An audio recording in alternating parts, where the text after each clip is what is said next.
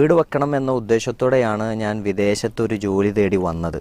തറവാട്ടിലെ ഏക ആൺമകൻ ഞാനായതിനാൽ സഹോദരിമാരുടെ വിവാഹം, അവരുടെ ഭർത്താക്കന്മാരുടെ സാമ്പത്തിക പ്രയാസങ്ങൾ എന്നിവയിൽ ഇടപെട്ടതു കാരണം ഇതുവരെ വീട് വെക്കാൻ കഴിഞ്ഞിട്ടില്ല. നാട്ടിലേക്ക് നിർത്തിപ്പോയാൽ ഇപ്പോഴുള്ള വരുമാനവും നിലച്ചു പോകും. ഞാനിനി എന്താണ് ചെയ്യേണ്ടത്? അതെന്താ വെച്ചാൽ ഇപ്പോൾ ഒരാളുടെ ജീവിതത്തിൽ സമ്പാദിക്കാവുന്നതിനൊരു കപ്പാസിറ്റി ഉണ്ടായിരിക്കും. ഇപ്പോൾ എനിക്ക് എൻ്റെ ഒരു കുടുംബത്തെ സംരക്ഷിക്കാൻ കഴിയും. പക്ഷെ 10 കുടുംബത്തെ ഏറ്റെടുത്താൽ അത് നമ്മുടെ ശമ്പളം കൊണ്ട് പറ്റുമോ? എത്ര കാലം ജോലി ചെയ്താലും പറ്റുമോ?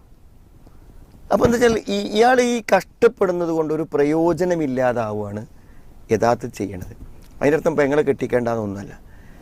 അപ്പോൾ നമ്മൾ ഇതൊക്കെ നമ്മൾ പരിഹരിക്കാൻ തീരുമാനിച്ചാൽ അതിന് വേറൊരു സോഴ്സ് ഉണ്ടാവില്ല. ഇവിടെ എല്ലാ പെൺകുട്ടികളും കെട്ടിക്കണത് എല്ലാവരും ഗൾഫിൽ പോയിട്ടല്ലല്ലോ. സ്വാഭാവികമായി ഒന്നില്ലെങ്കിൽ സ്ത്രീധനവും കാര്യങ്ങളൊന്നും ആവശ്യപ്പെടാത്ത ആൾക്കാർ വരുമ്പോൾ കല്യാണം നടക്കും. അതല്ലാന്നുണ്ടെങ്കിൽ എന്ത് ചെയ്യും? നമ്മുടെ സ്വത്തുക്കൾ തന്നെ എന്ത് ചെയ്യും? വിറ്റിട്ട് നമ്മൾ എന്തെങ്കിലും പരിഹാരം ഉണ്ടാക്കും. അങ്ങനെയൊക്കെയല്ലേ നാട്ടിൽ നടക്കുന്നത്. അപ്പോൾ ഒരു 5 6 പെങ്ങന്മാരുണ്ട്.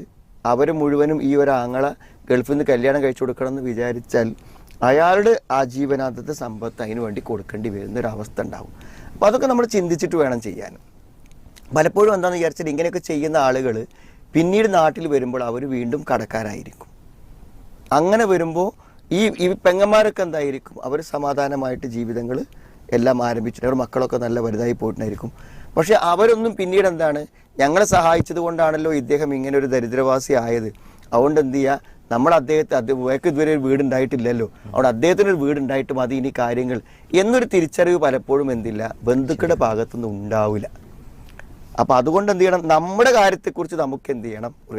ഈ ഇസ്ലാം അങ്ങനെ നിശ്ചയിച്ചിട്ടുണ്ട്. ഓരോരുത്തരുടെ ബാധ്യതകൾ അങ്ങനെ ഒരു തീരുമാനമാക്കിയിട്ടുണ്ട്. കാരണം ഇപ്പോൾ നിങ്ങളുടെ വൈഫിന് എത്ര തന്നെ വരുമാനം ഉണ്ടെങ്കിലും അത് നിങ്ങളുടെ ചിലവഴിക്കലിന് പറ്റൂലല്ലോ. അവളെ ചിലവ് നിങ്ങൾ എന്ത് ചെയ്യണം? നിർവഹിക്കണം. അവൾക്ക് വരുമാനം ഉണ്ടെങ്കിൽ പോലും അത് നിങ്ങളുടെ ബാധ്യതയാണ്. എനിക്ക് മക്കളുണ്ടെങ്കിൽ ആ മക്കളെ ചിലവിനൊടുക്കൽ എൻ്റെ ബാധ്യതയാണ്. എൻ്റെ മാതാപിതാക്കൾക്ക് നിവർത്തില്ലെങ്കിൽ അപ്പോൾ എനിക്ക് ബാധ്യതപ്പെട്ട ചില ഭാഗങ്ങളുണ്ട്. അപ്പോൾ ഒരു പെങ്ങള് വിവാഹം കഴിച്ചിട്ട് പോയി കഴിഞ്ഞാൽ എന്ത് ചെയ്യണം? ആ ഭർത്താവിനാണ് ചുമതല. പിന്നെ അവരെ മക്കളെ കെട്ടിക്കുമ്പോഴും നമ്മൾ എന്ത് ചെയ്യേണ്ടതില്ല, പറയാലോ.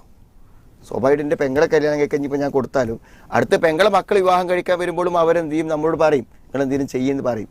നമ്മൾ എന്തെങ്കിലും ചെയ്യലിനല്ല പറഞ്ഞത്. പക്ഷെ അതൊക്കെ നമ്മൾ ഏറ്റെടുത്താൽ നമ്മുടെ മക്കളെ വിവാഹങ്ങളും നമ്മുടെ മക്കളെ പഠനങ്ങളും നമ്മുടെ നാട്ടിലേക്ക് തിരിച്ചു വരാനുള്ള അവസരങ്ങളൊക്കെ മുടങ്ങും.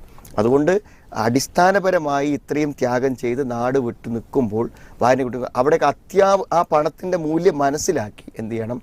നമുക്കതിലൊരു മുൻഗണന കൊടുത്ത് എന്ത് ചെയ്യണം? നമ്മുടെ കാര്യങ്ങൾ മുന്നോട്ട് കൊണ്ടുവതിനെ കുറിച്ച് പ്രവാസികൾക്കൊരു ബോധം വേണം. അതല്ലാന്നുണ്ടെങ്കിൽ വർഷങ്ങൾ കഴിഞ്ഞ് തിരിച്ച് ചിന്തിക്കുമ്പോൾ ചിലപ്പോൾ എന്തായിരിക്കും?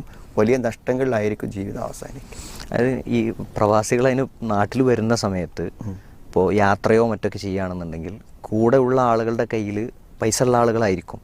എന്നാലും പ്രവാസിക്കൊരു ബോധമാണ്, ഇത് ഞാനാണ് ചിലവാക്കേണ്ടത്, വണ്ടിക്ക് എണ്ണടിക്കേണ്ടത് ഞാനാണ്, ഭക്ഷണത്തിന് കൊടുക്കേണ്ടത് ഞാനാണെന്നുള്ളൊരു സ്വയം ബോധ്യം അങ്ങനെ വരുന്നൊരു സാഹചര്യം ഉണ്ട്.